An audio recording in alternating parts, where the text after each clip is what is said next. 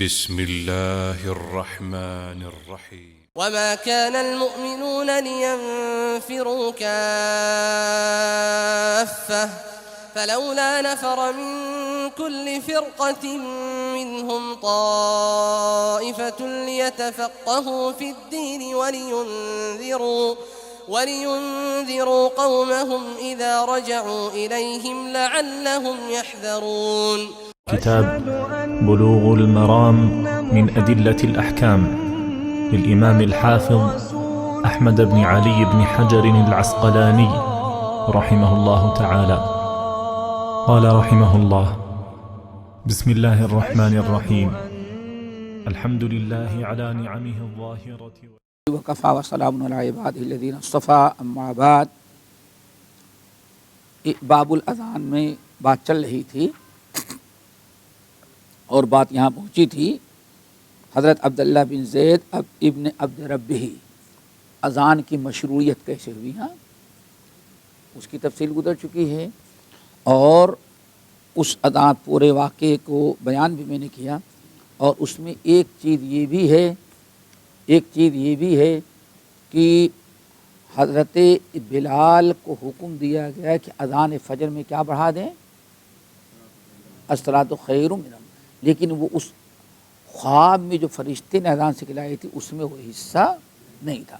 بعد میں اور اس دن کا واقعہ بھی نہیں، کافی عرصہ گزر جانے کے بعد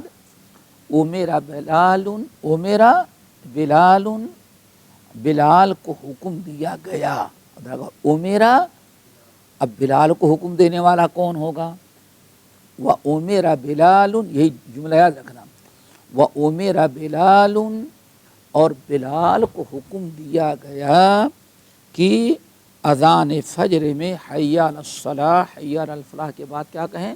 الصلاۃ خیر من النوم. یہاں میں نے یاد دہانی کرائی تھی، نقطہ یاد رکھنا کہ شیعہ حضرات عمر فاروق کو بدنام کرنے کے لیے کیا کہتے ہیں کہ یہ عمر اضافہ کیا، یعنی عمر کو بدنام کرنے کے دین میں کیا کیا بگاڑ پیدا کیا. اس میں ایک نقطہ یہ بھی اٹھاتے ہیں.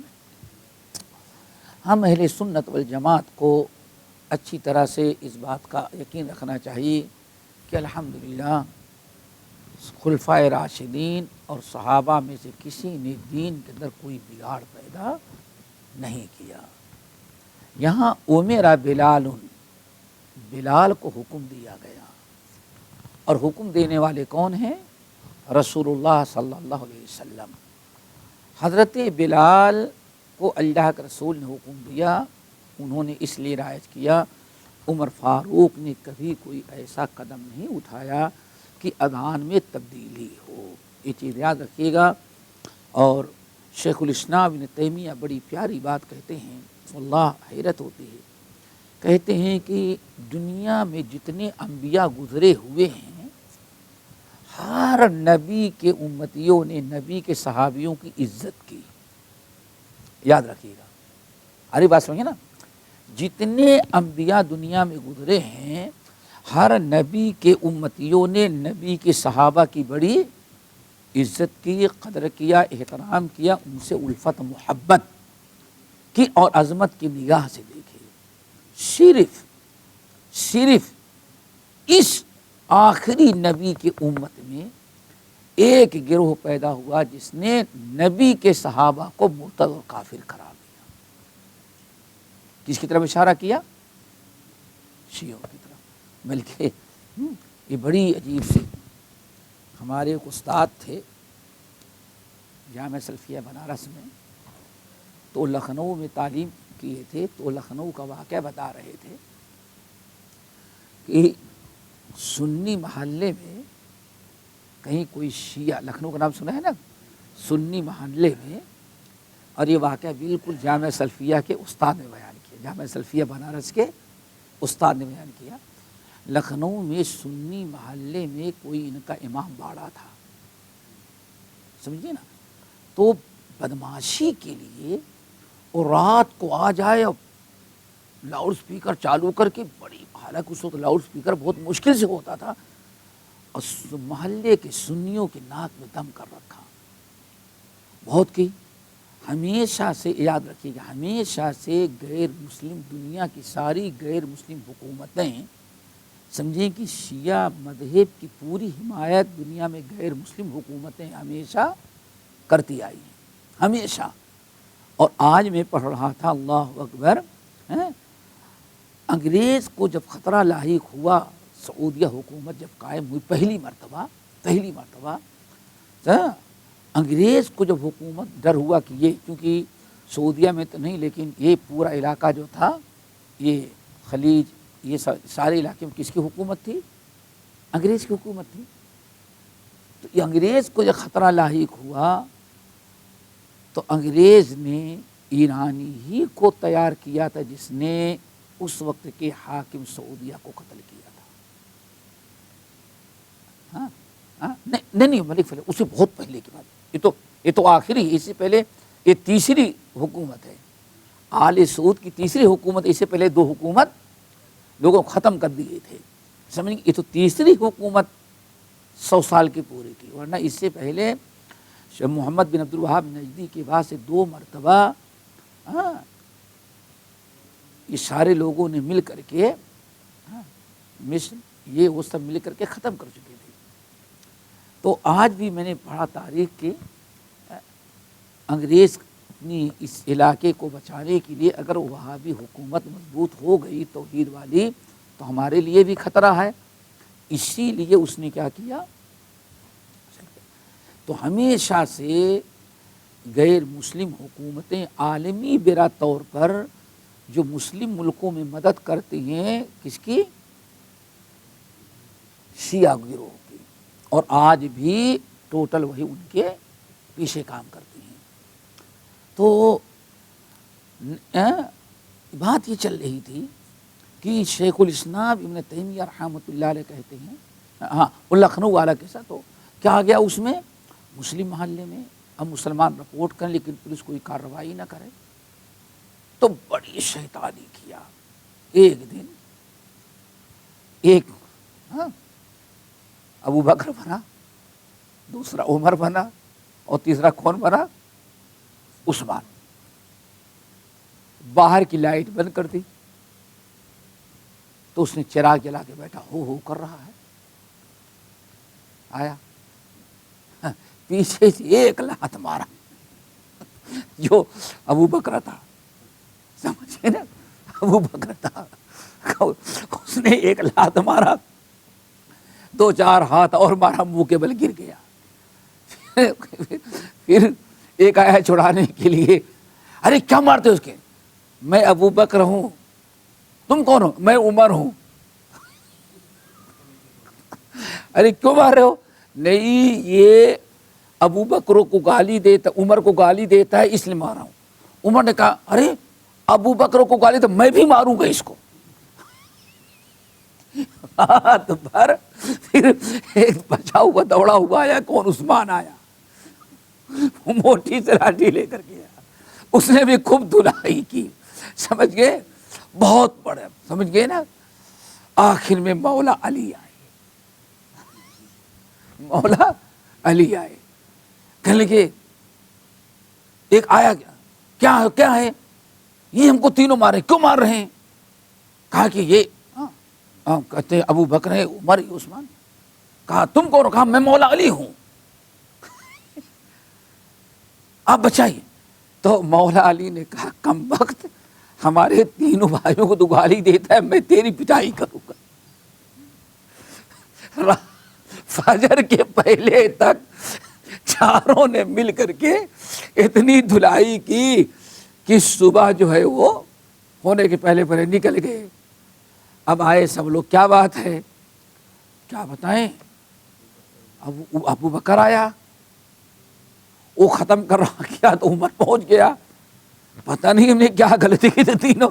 تو سبوں نے کہا بیوقوف، مولا علی کو نہیں پکارا. کہا رہے وہ تو سب سے بڑا خطر ڈنڈا لے کے آئے. سمجھ گئے نا. اللہ اکبر. پولیس میں رپورٹ کی گئی، کیا بات ہے؟ کہا بھائی ہم تو کچھ نہیں کرتے، دروازہ بند تھا. دروازہ بند تھا صاحب. کون تھے؟ مولا انگریزی کو حکومت، مولا علی، ابو بکر، عمر، عثمان.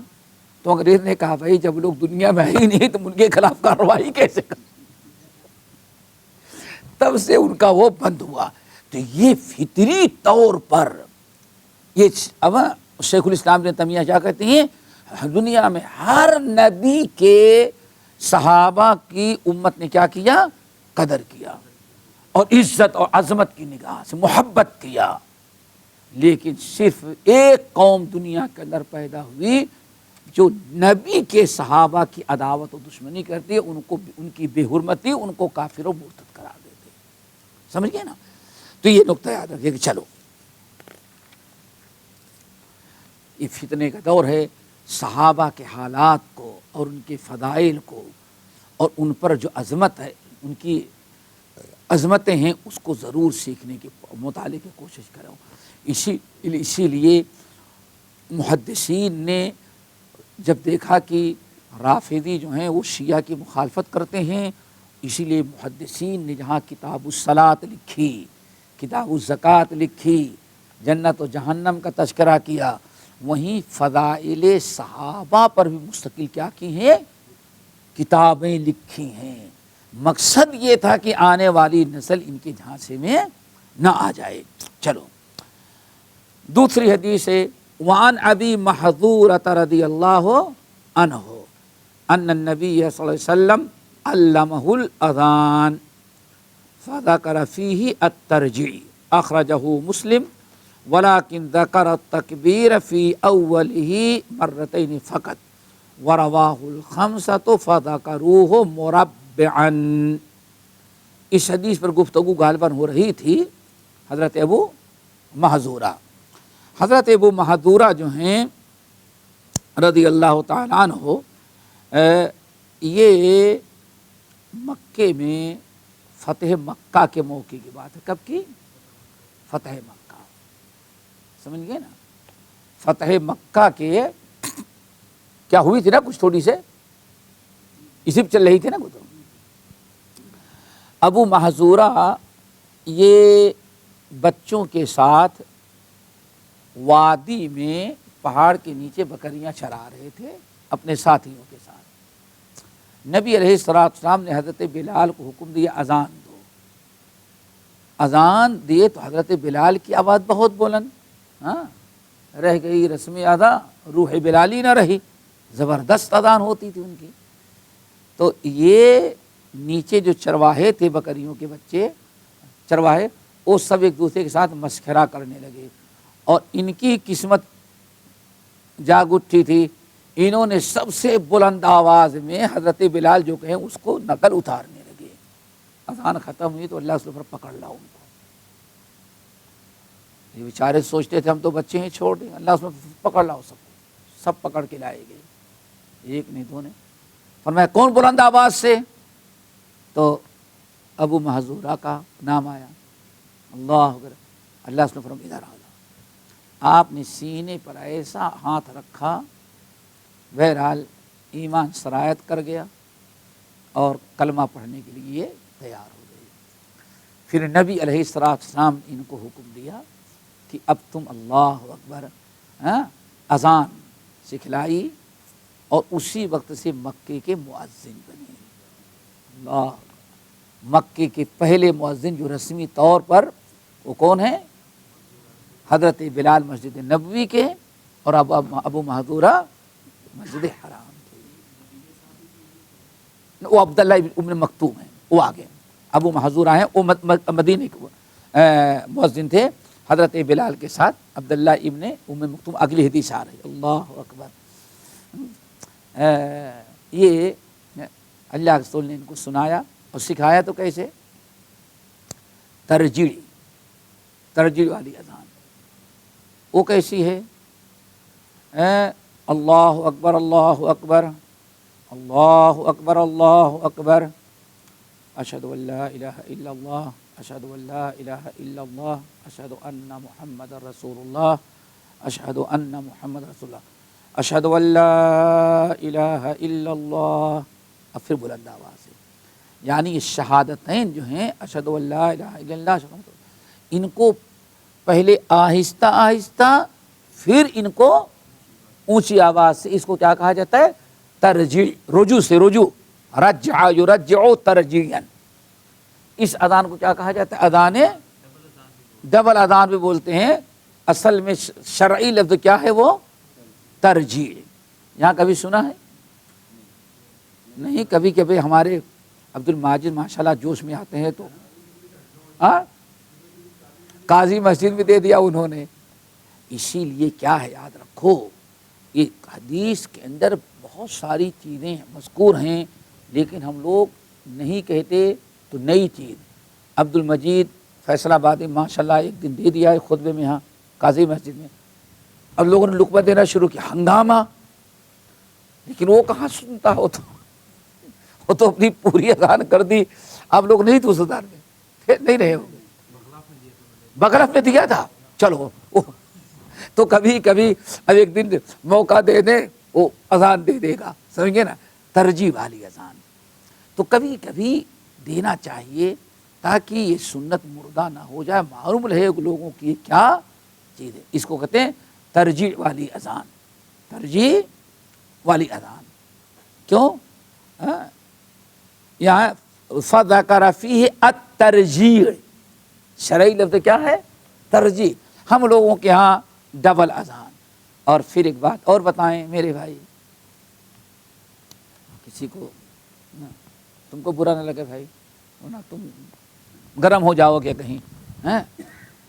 دیکھو واللہ کتنی سنتیں ایسی تھیں جس کو بر صغیر نے مار ڈالا تھا، ایک دو سنتیں نہیں دیتے، سینکڑوں سنتیں لوگوں نے ختم کر دیا تھا، صرف پڑھی جاتی تھی، کچھ لوگ پڑھتے تھے، اکثر تو پڑھتے ہی نہیں تھے، ساری سنتیں ختم ہو گئی تھیں۔ اللہ جزائے خیر دے علماء اہل حدیث کو، کتنی قربانیاں، گالیاں، مار پیٹ سب کچھ، لیکن ان کی برکت سے کتنی مردہ سنتیں، جتنی مردہ سنتیں تھیں سب زندہ ہو گئی۔ بس آج ایک ہی چیز سناتے ہیں اللہ کے نام میں، بھائی کیا ہے؟ من احیا سنتی فلہ اجر 100 شہید، جس نے ایک سنت کو مردہ کیا اس کو 100 شہید ہو۔ وہ بھی جھوٹی حدیث، لیکن سنت نہیں، سنت نہیں۔ ایک صاحب اپنے بیٹے سے تنگ آ گئے، بیٹے سے تنگ آ گئے، ابھی ہمارے بھائی عشاء کے پہلے بات کر رہے تھے، بیٹے سے تنگ آ گئے۔ ایک رشتہ دار تھے، وہ بھی ماشاءاللہ کبھی یہاں آپ کو نظر آتے ہوں گے، ماشاءاللہ بزرگ ہے، مہاجر ہیں، سمجھ گئے نا، فارغ ہیں ندوہ سے۔ وہ ملے، کہنے کہ اس کو ہمارے ساتھ جماعت میں بھیج دو، ہم صحیح کر دیں گے۔ ماں باپ تنگ سے بھیج دیا، یہ تک میں 4-5 سال قبل صحیح کر دیں گے۔ اب وہ کچھ بھی ہو، لیکن ایسے کبھی کبھار درسوں میں آنے والا اسی کے تذکرہ اجٹ لے گئے بھائی فجر کے بعد تعلیم ہوگی، چلو بھائی تعلیم ہو گئی۔ اچھا بھائی آپ وضو کا طریقہ سیکھنا ہے، طریقہ شروع کر دیا۔ جیسے انہوں نے کہا کہ بھائی پہلے 3 ہاتھ، کہا پہلے بسم اللہ پڑھی جائے گی، ہاں تو بیٹھو، اور چلو بھائی نظر انداز کیا۔ جب آگے بڑھے ہاتھ ایسے، پھر ایسے کہا ایسے کراس نہیں، ایسے ہے۔ پھر پریشان ہو گئے لوگوں نے، کہا نابالغ ہے، ابھی اس کو سمجھ نہیں آتی۔ یہ ہمارے پاس کیس آیا، بھائی اتنا ہنگامہ کر دیا ہے۔ میں نے کہا بھائی وہ سدھارنے کے لیے لے کے گئے تھے، سدھارے، وہ سمجھ گئے نا، سدھارے۔ پھر بہرحال پھر بات ہوئی آخر میں، چلو بھائی کسی بھی صورت۔ اب مسے کی باری آئی تو کہا بھائی 4 فرض میں سے ایک ہے، مسا ایسے کرو، لے جاؤ، یہ ٹچ نہ کرے، پھر ایسے لاؤ، پھر ہو گیا، پھر بڑے اطمینان کے ساتھ کہیں ٹچ نہ کرے، کان میں انگلی ڈالو ایسے، پھر ایسے۔ کہا اتنا لمبا وہ مسا نہیں ہے۔ کہا کیسے؟ کہا بس یہ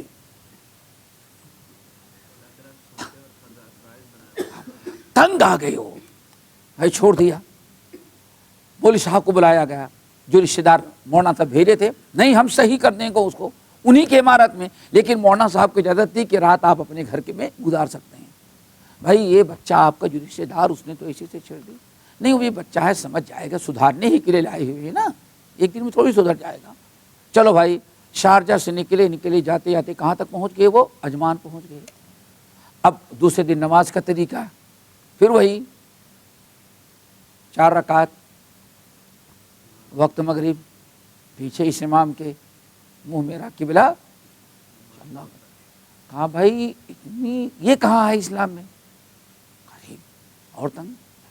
اچھا نماز پڑھائے، نیت پر ٹونک دیا، پھر آگے آئے، پڑھ کے سبحانک اللہم و بحمدک، کہا نہیں اصلی دعا ہے اللہم باعد بینی و بین، کچھ بھی تو تم لوگ صحیح بتاتے ہم کو، کوئی ایک چیز صحیح نہیں بتاتے، اور بالکل یعنی بدماشی میں ماں باپ تنگ، سمجھ گئے نا۔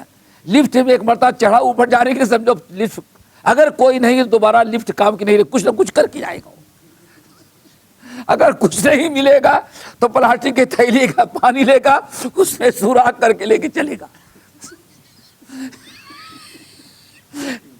تنگ آ گئی، اس کو سدھارنے کے لیے لے کے، صاحب یہ کیا سکھا رہے ہیں؟ چلو بھائی یہ دعا ہے۔ آخر میں کہا، پھر نیت باندھ کر کے خاموش، کہا خاموش نہیں، سورۃ الفاتحہ کے بغیر نماز نہیں ہوتی۔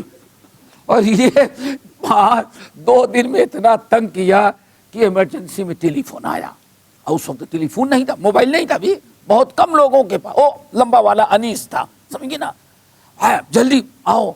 اب آفس میں بھی یہ لائن میں کام کرتے کیسے بیچارے پہنچے؟ نہیں بھائی نہیں آ سکتے، کیا بات ہے؟ نہیں آپ آئیں، فوراً اپنے بچے کو لے کر کے جائیں، پتا شاید کہ بچے نے کچھ شیطانی کی یا کوئی بیمار ہو گیا، یا عجمان سمندر کے کنارے کے مسجد میں کہیں دریا میں بھگے، بیچارے چھٹی لیے گئے تو ماشاءاللہ باہر بیٹھا ہوا اور 15 آدمی گھیر کے کھڑے ہوئے ہیں۔ پھر مولوی صاحب اتنے میں پہنچ گئے تو مولانا صاحب کیا بات ہے؟ اصل میں ابھی نوجوان ہے بچہ آپ کا، نابالغ ہے، اس کو لے کے جائیں، ابھی اس کو پوری سمجھ آئے گی تب ہم سدھاریں گے۔ میرے بھائی حالت تو یہ تھی، لیکن واللہ آج لوگ پوچھتے ہیں کیا کیا کچھ نہیں۔ یہ جماعت اہل حدیث جب سے ہوئی، شاہ اسماعیل شہید یا ان سے پہلے سے ایک نظام کے تحت الحمدللہ شاہ اسماعیل شہید سے جو کام شروع ہوا، پھر شیخ الکل میاں نذیر حسین محدث دہلوی، پھر حافظ عبداللہ غادی پوری، پھر شمس الحق عظیم آبادی، پھر استاد پنجاب مولانا عبدالحافظ عبدالمنان وزیر آبادی، ان لوگوں نے الحمدللہ سنت کو اتنا عام کر دیا، سمجھ گئے نا، غزنوی خاندان، لیکن کتنی بھی مشقتیں آئی، صرف حافظ عبدالمنان وزیر آبادی رحمۃ اللہ علیہ، لوگ ان کو بیچارے کو جب حدیث پڑھانا شروع کیے پنجاب میں تو باقاعدہ ان کو رات کو بیچارے سو جاتے تو رسی میں جکڑتے، منہ دبا لیتے کہ آواز نہ نکال سکے، دیہات کا معاملہ تھا، اس وقت لائٹ کہاں رہتی تھی، اور رسی سے باندھ کر کے 4 پائپ لیتے، سردی کے موسم میں لے جا کر کے، بیچارے نابینا تھے، کچھ کر نہیں سکتا بیچارہ، دیکھ نہیں سکتا، منہ دبا لیا ہے، بات نہیں، آواز نکالنی ہے تو نکال سکتا، لے جاتے کھیتوں میں پھینک کر کے آ جاتے، پوری رات بیچارے وہاں کراتے رہتے، کہیں اگر کوئی صبح راستہ گزرنے والے یا کھیتی باڑی میں جاتے تب دیکھتے کہ یہاں ایک بوڑھا اندھا پڑا ہوا ہے۔ اتنا تنگ کیا، اتنا تنگ کیا، اتنا تنگ کیا کہ آج جا کر کے بیچارے واپس آ گئے، پھر واپس آ گئے دلی اپنے استاد میاں نذیر حسین رحمۃ اللہ علیہ کے بعد۔ میاں صاحب نے کہا بیٹے تم جاؤ، آخر نہیں اتنی تکلیف برداشت کرو گے تو سنت کیسے زندہ ہوگی میرے بھائی، کیسی سنت زندہ ہوگی؟ اس سنت کے لیے تو کچھ قربانیاں دینی پڑیں گی نا۔ پھر بیچارے واپس آتے، تنگ کیا، پریشان کیا، انگریزوں سے شکایت کی گئی، طلبا کو اندر ڈالنے کی کوشش کی گئی، لیکن الحمدللہ ڈٹے رہے، اللہ مدد کرتا رہا، کتاب و سنت عام ہوتی رہی، یہاں تک کہ ماشاءاللہ یہی حدیث کے اندر اتنا اونچا پایا لے گئے کہ پورے پنجاب کے اندر کوئی آدمی اگر کسی مسجد میں امامت کے لیے آتا، کسی مدرسے میں پڑھانے کے لیے، تو اگر غیر اہل حدیث بھی تو وہ بھی پوچھتا بھائی حدیث وزیر آبادی سے پڑھے کہ نہیں پڑھے، حافظ عبد المنان سے صاحب سے پڑھے کہ نہیں پڑھے، اگر کہتا ہاں میں نے ان سے حدیث پڑھی ہے تب تو بھائی ٹھیک ہے، تم پڑھا خطبہ دے سکتے۔ اگر کوئی کہتا نہیں وزیر آبادی کے بعد، نہیں بھائی جو ان سے حدیث نہیں پڑھا وہ حدیث کیسے پڑھا سکتا؟ اللہ یہ بنایا، اور اتنا اللہ تعالیٰ نے عزت دی، حدیث اتنی عام ہو گئی کہ پورے ہندوستان، سوچو وزیر آباد سے گجرات جانا کوئی آسان سا کام ہے؟ گجرات، بامبے سے گجرات، نابینا اندھا مادرزاد، جب کہ اتنی سہولتیں بھی نہ ہو، نہ اتنے فاسٹ ٹرینیں ہو، نہ اتنی ٹرینیں ہو، کیسے انسان سنت کی دعوت دیتے ہوئے کہاں تک پہنچ گئے؟ وہ گجرات تک، کتنی مرتبہ دریا میں پھینک دیے گئے۔ میرے بھائی کہنے کا مطلب کہ یہ سنتیں جو زندہ ہوئی ہیں اس کے لیے بڑی قربانیاں دی گئی۔ واللہ آخر میں کہیں ایک مرتبہ جلسہ ہو رہا تھا تو ان کی صدارت میں مولانا حافظ عبد المنان وزیر آبادی اسٹیج پر تھے، پکڑ کے لوگ بوڑھے ہو گئے تھے آخر ایام میں۔ کسی نے ان سے پوچھا کہ مولانا آپ کچھ دیر تقریر کریں، کچھ نصیحتیں کریں۔ تقریر کی، نصیحت کی، پھر ان سے پوچھا کہ مولانا آپ نے زندگی میں سب سے بڑا عمل کیا ہے جس کے متعلق آپ نے نجات کا، قیامت کے دن اپنی امید لگا رکھے ہیں؟ تو اسٹیج پر مولانا ثناء اللہ مرسلی کو بلایا اور کہا کہ ہاتھ پکڑا، کہا لوگوں قیامت کے دن اللہ تعالیٰ پوچھے گا کہ عبد المنان تو نے کیا کیا دنیا میں جا کر کے؟ تو میں یہی کہوں گا اللہ ثناء اللہ جیسا عالم میں نے پڑھا کر کے پیدا کیا۔ اللہ اکبر، سمجھیے نا، یہ سنت میرے بھائی کیا ہے، ایسے زندہ نہیں ہو گئی، بڑی مشکلات، بڑے پاپڑ بیلنے کے بعد مولانا عبدالجبار مولانا سید عبداللہ غزنوی جب سنت پر عمل کرنے، تو صرف سنت پر عمل کرنے اور توحید کو پر عمل اور سنت کو زندہ کرنے کی بنا پر اللہ اکبر، کابل کے بادشاہ نے ان کی داڑھی موڑ دی، گدھے پر بیٹھایا، چہرہ کالا کیا، اور پورے کابل کا گشت کرانے کے بعد پھر علاقے غیر میں اپنے کابل کی سرحد پار کرا دیا، نو انٹری لگا دی، کہا کہ بھائی ہندوستان۔ اللہ اکبر۔ تو لوگوں کو اس کا احساس نہیں۔ ہم یہ کہتے ہیں آج ذرا دیکھو ہندوستان اور پاکستان کے علاوہ آج بھی یہ سنت کہیں تم کو جلدی نظر نہیں آئے گی۔ آج بھی الحمدللہ پاکستان میں بھی ہوگا، آج بھی بر صغیر کے اندر علماء نے سنت پر اتنا زور دیا، سنت کی اتنی تعلیم کی، وعظ کے ذریعے، نصیحت کے ذریعے، درس کے ذریعے، تدریس کے ذریعے، مدارس کے ذریعے، خطبات کے ذریعے، اپنے تبلیغی دوروں کے ذریعے اتنی حدیث عام کر دیا کہ عرب کے لوگ کہنے لگے لولا عنایت بالحدیث، لولا عنایت اہل الحدیث بالحدیث، اگر اہل ہندوستان کے اہل الحدیث 13ویں اور 14ویں صدی کے اندر حدیث کی خدمت نہ کی ہوتی تو دنیا سے علم حدیث جا چکا تھا۔ سمجھئے نہیں میرے بھائی؟ تو یہ سنت تھی، لوگوں نے کیا کیا، اس کو زندہ کیا۔ گالیاں سنی، طرح طرح کے پریشانیاں ہوئی، مسجدوں پہ پابندی لگائی گئی، سمجھ گئے نا، اللہ اکبر، مار مار کر کے کتنوں کے ہاتھ پیر توڑ دیے گئے۔ لیکن الحمدللہ اب ایسی نوبت آ گئی کہ اب جہاں دیکھو سنت پر عمل کرنے والوں کی کوئی کمی رہی نہیں گی، نہ سنت کی دعوت دینے والوں کی کمی رہ گئی ہے۔ تو بات کہہ رہا تھا کہ ترجیح یہ انہی سنتوں میں سے جو سنتیں زندہ کی گئی، یہی ہمارے بر صغیر کے علماء اور ہماری مساجد نے اس کو زندہ کیا۔ ہم نہیں کہتے کہ وہ اذان نہیں ہے، دونوں جائز ہے، اذان بلالی بھی ترجیح والی اور بلا ترجیح والی دونوں اذانیں ہیں، لیکن کبھی یہ کہیں کبھی وہ کہیں، لیکن معاملہ ایسا پلٹ گیا کہ اب اگر یہ اذان دینے لگے تو مسجد کو لوگ کہتے ہیں بھول گیا شور مچاتے ہیں، وہ سمجھ گئے نا۔ اور کہیں اگر ایک ہری تکبیر دینے لگے، ارے بھول گیا، اللہ اکبر۔ تو یہ سب اس لیے ہوتا ہے کہ ہم لوگ سنتوں پر عمل کرنا چھوڑ دیتے ہیں، کسی چیز پر خاموشی اختیار کرتے ہیں تو وہ چیز کیا ہو جاتی ہے، لوگوں کو دل و دماغ سے نکل جاتی ہے۔ تو یہ ترجیح والی اذان سکھلائی۔ اس حدیث کو روایت کیا امام مسلم نے، ولیکن ذکر التکبیر فی اولہ مرتین، لیکن مسلم کے روایت میں تکبیر اللہ اکبر کیا ہے؟ 2 ہی مرتبہ ہے. ولیکن ذکر التکبیر فی وَرَوَاهُ الْخَمْسَةُ، لیکن خمسہ نے جو روایت کیا، خمسہ سے مراد مسند احمد بن حنبل اور سنن اربعہ، ابو داؤد، ترمذی، نسائی، ابن ماجہ، ان لوگوں نے جو روایت کیا فَذَكَرُوهُ مُرَبَّعًا، تو تکبیر کو کتنا ذکر کیا ہے؟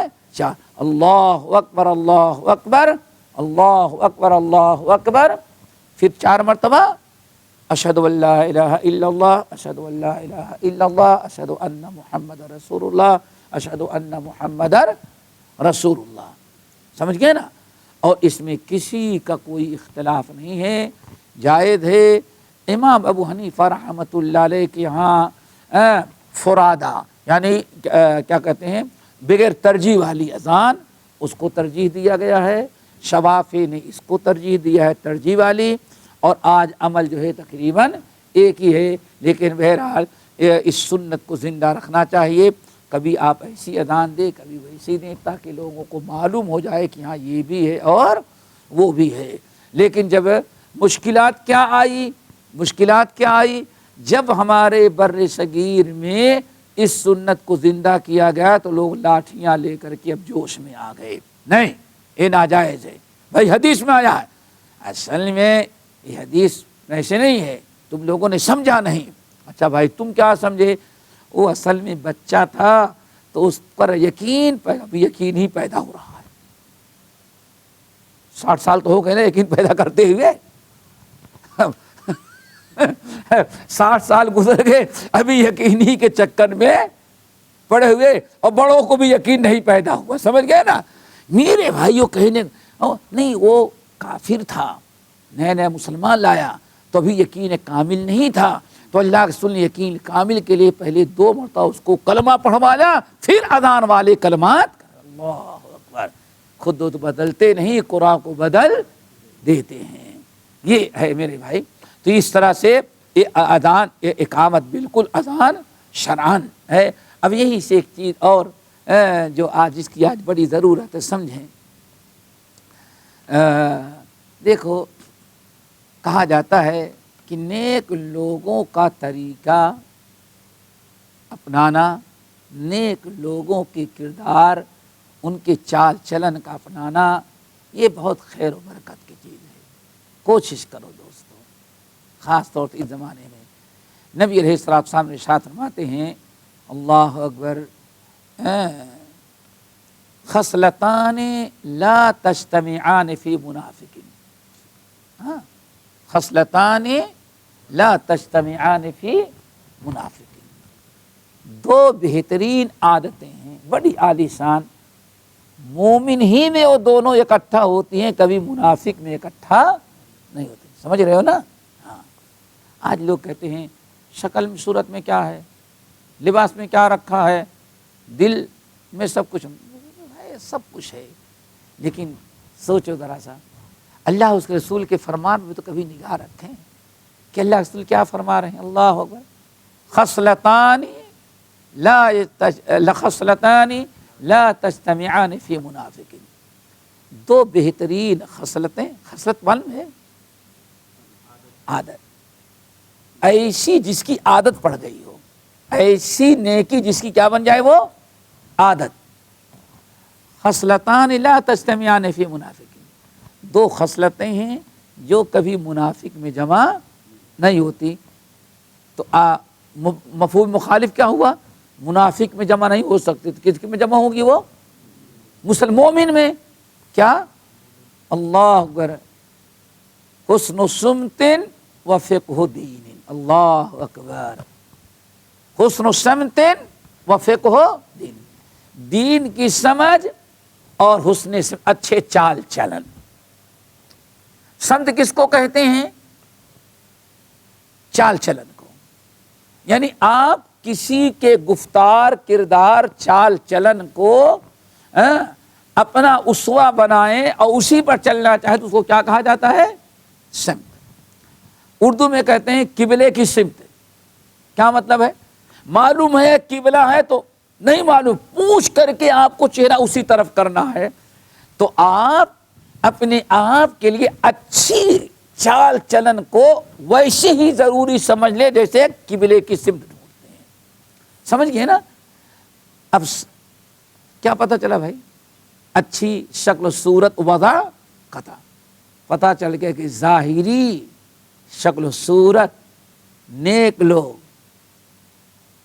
لوگوں کی اختیار کرنا، یہ بھی کیا ہے؟ اس کا کوئی دنیا سے تعلق نہیں، اس کا بھی تعلق کس سے ہے؟ دین سے. اللہ اکبر. اچھا لباس ہو، اچھی شکل صورت ہو، وضع قطع ہو، اللہ کے رسول کو دیکھیں، صحابہ کو دیکھیں، تابعین کو دیکھیں، محدثین کو دیکھیں، کبھی علماء کو بھی آپ دیکھیں، دینداروں کو ذرا دیکھیں، اپنے بزرگوں کو دیکھیں کہ ہاں شریفوں کا لباس کیا ہے، شریفوں کا طور طریقہ کیا ہے، یہ سب دیکھنا چاہیے. اسی لیے اللہ سبحانہ فرمایا الہدی الصالح، نیک لوگوں کے چال چلن کو اپنانا، یہ بھی نبوت کے 24 حصوں میں سے ایک حصہ ہے. عبداللہ بن مسعود رضی اللہ تعالیٰ عنہ کہتے ہیں ایک ایسا زمانہ آئے گا کہ اچھے لوگوں کا لباس اور چال چلن اپنانا یہ بہت ساری نیکیوں سے بڑی نیکی ہو جائے گی. خاص طور سے اس زمانے میں دیکھتے نہیں کہ اب پینٹ خریدی جائے گی، یہاں بھی پھاڑو کہ پھٹی ہوئی آتی ہے، یہاں بھی پہلے تو صرف 1-2 اور اب تو یہاں تک پہنچ گئے. دیکھے نہیں دیکھا ہے؟ پہنچ گیا. اب کوئی آ گیا ہمارے جیسے تو ارے کتنا سمیٹو گی، ایک کو سمیٹا تو اور چوڑا کھل جائے گا تمہارا، کتنا سمیٹو گے. اب کیا نہیں اس میں اس کا کوئی تعلق نہیں. اللہ کے بندو، ایک شریف انسان مرد ہو وہ کیا لباس پہنے اس کو تم دیکھو نا. اس فتنے کے دور میں جہاں بات ہے بھائی ظاہری کوئی چیز نہیں ہے، واللہ ظاہری شکل و صورت سنتے کیا ہو گیا؟ داڑھی بھی نکل گئی، لباس تو پہلے گیا، عورتوں کے پردے ختم ہو گئے. اللہ اکبر. کیا داڑھی بھی دین میں نہیں تھی؟ یہ ساری چیزیں کیوں ختم ہو گئیں؟ بس یہی ایک چیز ہم نے اٹھایا، بھائی ظاہری چیز کا اسلام میں کوئی اعتبار نہیں ہے. چلتے چلتے واللہ جب تک ہمارے مشائخ علماء ان چیزوں کی پابندی کرتے رہے بڑی برکت ہوتی تھی. ابھی بیٹھا تھا جامعہ سلفیہ میں واللہ تو پتہ چلا دارالحدیث رحمانیہ کے جو صدر مدرس تھے آخری دم تک کچھ ایسے 2 عالم ایسے گزرے ہوئے ہیں، ایک عالم ایسے بھی گزرے ہوں گے اور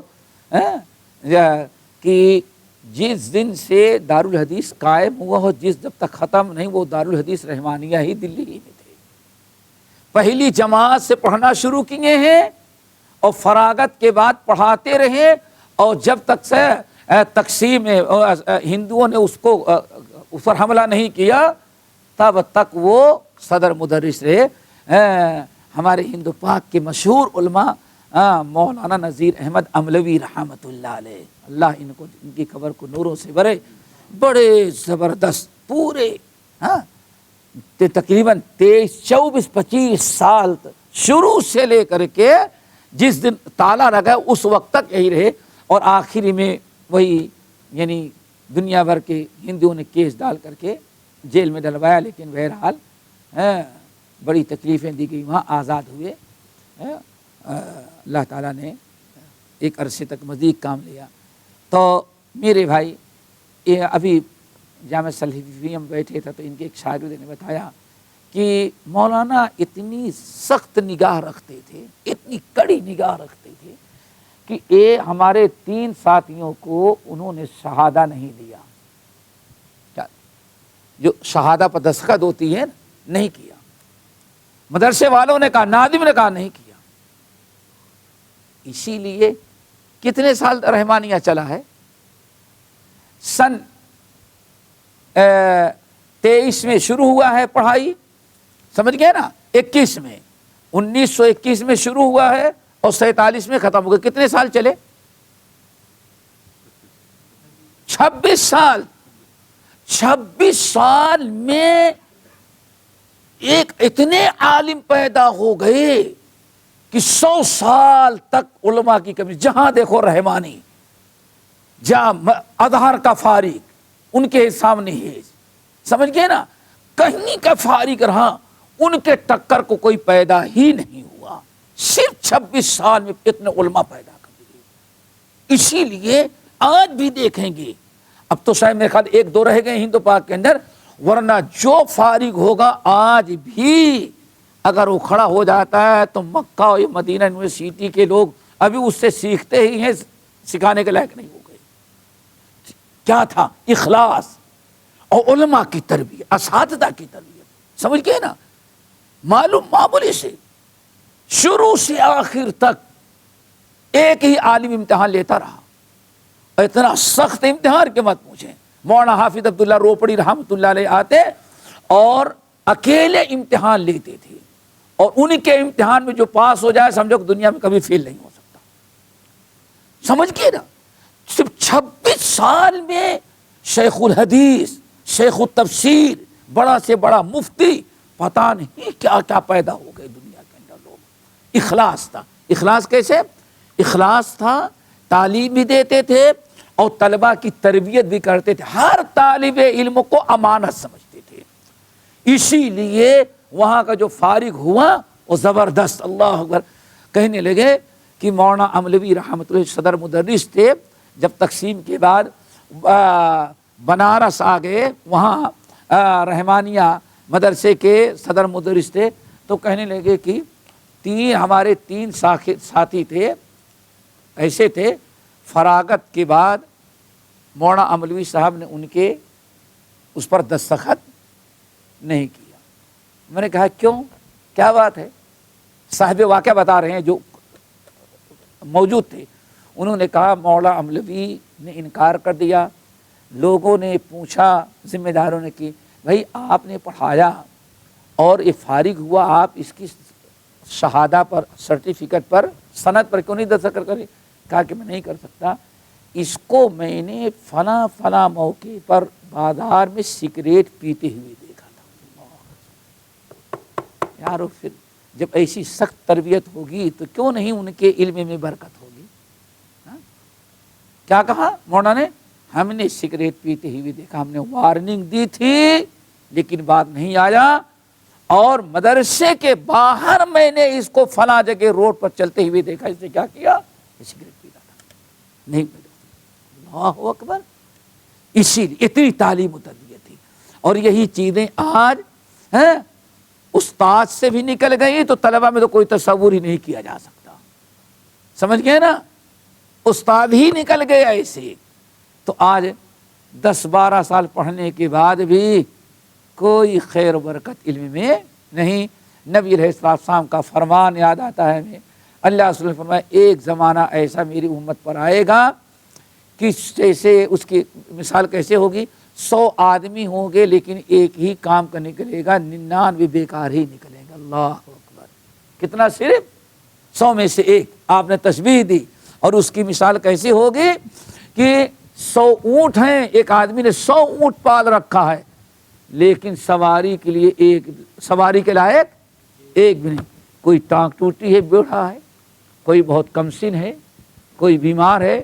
100 اونٹ کا مالک ہے، مشکل سے ایک اونٹ سواری کے لیے اس کو مل رہا ہے. یہی حالت ہوگی کہ قحط الرجال ہوگا، لوگوں کی کمی نہیں ہوگی. 100 آدمی ہوں گے لیکن کام کا 100 میں کہیں ایک ملے گا. اسی لیے میرے بھائیو آج ہمارا اور آپ کا ایک مشن یہ بھی ہونا چاہیے.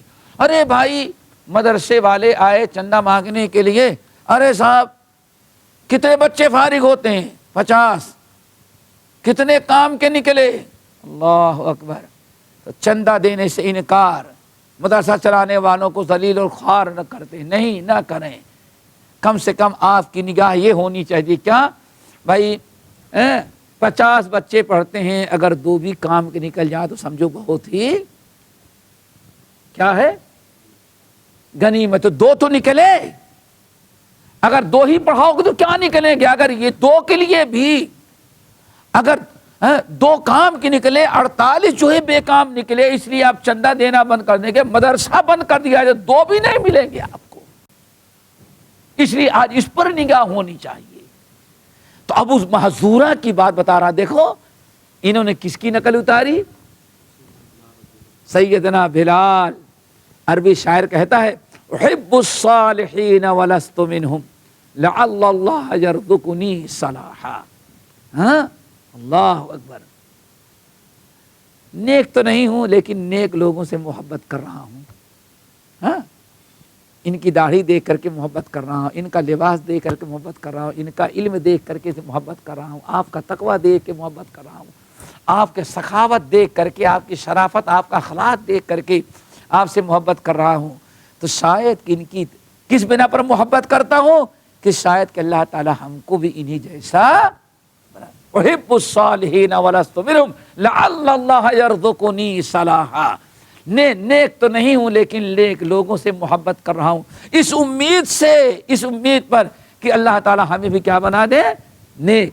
اور اسی کو علامہ اقبال نے کتنی پیاری بات کہی، اللہ اکبر، اے حقیقت منتظر نظر آ کبھی مجاز لباس میں، اللہ لباس مجاز میں، اے حقیقت منتظر کبھی نظر آ لباس مجاز میں کہ 1000 سجدے تڑپ رہے ہیں میری جبین نیار میں۔ سمجھ گئے نا، اللہ اکبر۔ اور اسی کو بسا اوقات ہمارے خطیب الاسلام پورے مجمع کو ہلا دیے تھے، تو ہم نے سنا یہی اشعار پڑھے اور کہا کہ دیکھو عجیب معاملہ ہے، عشق لیلا میں چلا عشق مولا حاصل ہو گیا، اللہ اکبر۔ کیا چلا؟ عشق لیلا میں چلا عشق مولا حاصل ہو گیا۔ جیسے فضائل بن ایاض کا قصہ بیان کیا ہمارے خطیب الاسلام نے، اور رات کو چلے کسی لڑکی سے عشق تھا، لڑکی نیچے نہیں اتر پا رہی تھی، تو وہ بادو کے گھر سے چپکے چپکے چڑھ رہے تھے کہ لڑکی کے گھر میں کود جائیں اپنی معشوقہ کے ہاں۔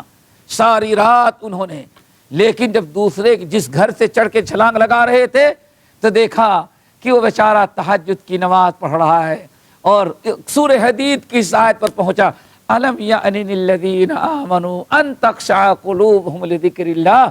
اے ایمان والے بے ایمانو، کیا ابھی تمہیں یہ وقت نہیں آیا کہ اللہ کے ذکر کے سامنے تمہاری گردن جھک جائے؟ اللہ اکبر، ساری رات تو نے ایک لڑکی کے انتظار میں نیچے گزار دیا، ہاں آخر کار یہی آیت سنی فضیل ابن عیاض، وہیں سے اٹھے، آئے توبہ کیے، اور پھر جا کر کے ساری زندگی خانہ کعبہ میں عبادت کر کے گزار دیا۔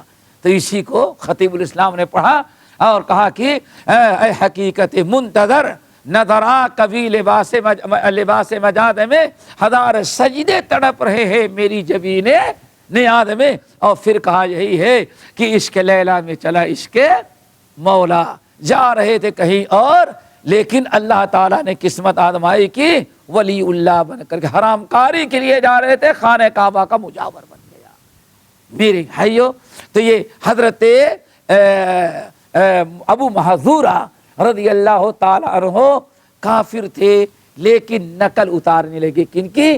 بڑی اچھی آواز ہے، ہم بھی ایسے پڑھیں، یہ نقل اتارنا ان کے لیے باعث خیر و برکت بن گیا۔ ہم مومن ہو کر کے اگر نیک لوگ، صحابہ، تابعین، اولیاء اللہ، نیک لوگوں کی طرح بننا چاہے تو ہمیں بھی اللہ تعالیٰ چانس دے گا، لیکن مشکل یہ ہے ہم گفتار کے غازی تو بن گئے، کردار کے غازی بن نہ سکے۔ مشکل اصل میں دوستو یہاں آئی ہے۔ تو حضرت بلال کی اس واقعے سے اہل علم نے یہ نقطہ بھی اخذ کیا کہ ہمیشہ کوشش ہونی چاہیے اچھے لوگوں کے کردار اور گفتار کو اپنانے کی۔ باقی انشاءاللہ آئندہ اقول قولی ھذا واستغفر اللہ من کل ذنب واتوب الیہ۔